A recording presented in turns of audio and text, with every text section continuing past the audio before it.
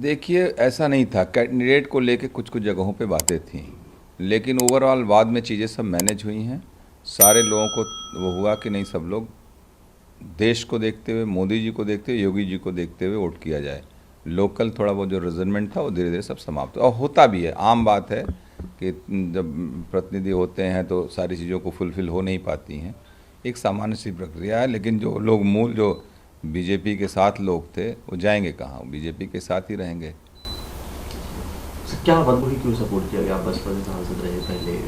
नहीं, हम बसपा से सांसद रहने से पहले हम जेडीयू से विधायक थे, भारतीय जनता पार्टी के सहयोग से रहे। 2002 में भी मैं चुनाव जीता तो उस समय भारतीय जनता पार्टी के सहयोगी हमारे साथ रहे और उस समय रामविलास जी मंत्री थे और उसके बावजूद हमारे चुनाव में आए थे हमारी जनसभा करने के लिए।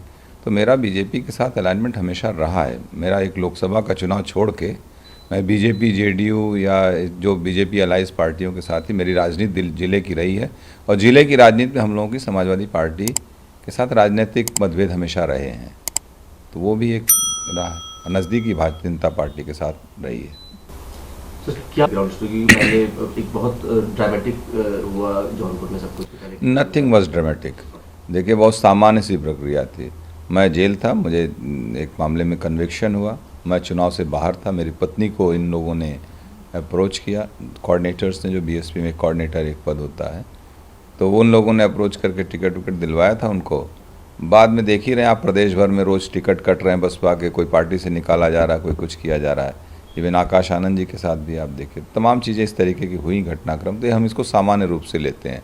बस सवाल उस बात पे खड़ा हो कि आप ब्लेम किया, आपने 22 जगहों पे उत्तर प्रदेश में टिकट बदले, अंतिम दिन बस्ती में ही बदला, तो कहीं और आपको नहीं लगा। जौनपुर में था कि हम लोग बहुजन समाज पार्टी, दलित हमारे साथ बहुत जुड़ा हुआ है, तो दलित नाराज़ ना हो, दलित में रिजेंटमेंट ना हो, दलित विरोध न करे। यहाँ पर जो कोऑर्डिनेटर्स वगैरह थे डरे हुए थे कि दलित नौजवान लड़के ऐसा ना उनके साथ अभद्रता करें, ये सब लेके मेरा ब्लेम करके यहाँ से भाग लिए, बस यही बात थी। इसमें हमें लगता भी नहीं कि ऊपर बहन मायावती जी को भी कोई बहुत उनको विश्वास में लिया गया, कोई जानकारी हो। तो टिकट कटने के पहले कहीं कोई आपसे बातचीत? हमसे कभी हमसे कोई बातचीत नहीं रही है। आप जाके पूछ सकते हैं ना, बसपा के शीर्ष नेतृत्व से हमारी कोई वार्ता नहीं। मैं तो जेल में ही था, ना टिकट मिलने से पहले ना टिकट कटने के बाद। तो कई लोग कल मंच से भी अखिलेश यादव ने कहा कि जेल से बाहर आने, टिकट मिलने, टिकट कटने, सबके पीछे कहीं ना कहीं बीजेपी है और ये सब कुछ जो है चुनाव को देखते हुए किया गया।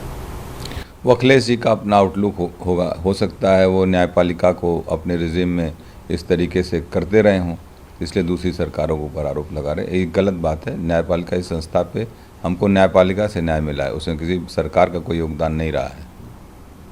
सरकार ने अपना जितना विरोध करती भी, सरकार विरोध करती है। अखिलेश जी ने कहा कि जौनपुर बात करने पर जो है, सर जौनपुर और मछली शहर में आप जो है किसकी लड़ाई देख रहे हैं? भाजपा बनाम किसको देख रहे हैं?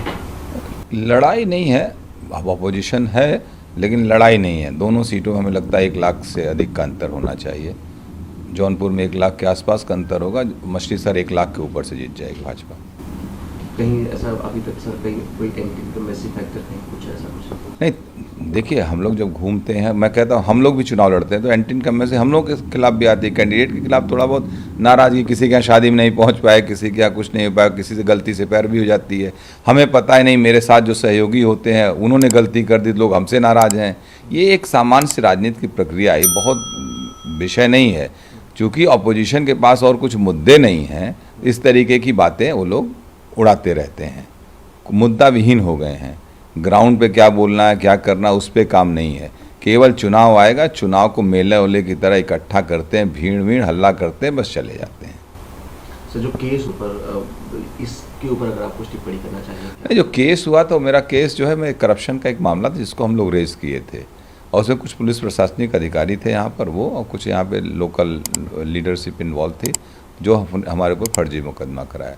उस मुकदमे में अब मुझे न्यायपालिका से, लोअर कोर्ट से सज़ा कर दी गई, जबकि उसमें किसी प्रकार कोई एविडेंस मेरे अगेंस्ट में नहीं था। हम उसको हाई कोर्ट में अपील किए। मुझे निश्चित उम्मीद है कि मुझे हाई कोर्ट से उस पर न्याय मिल जाएगा।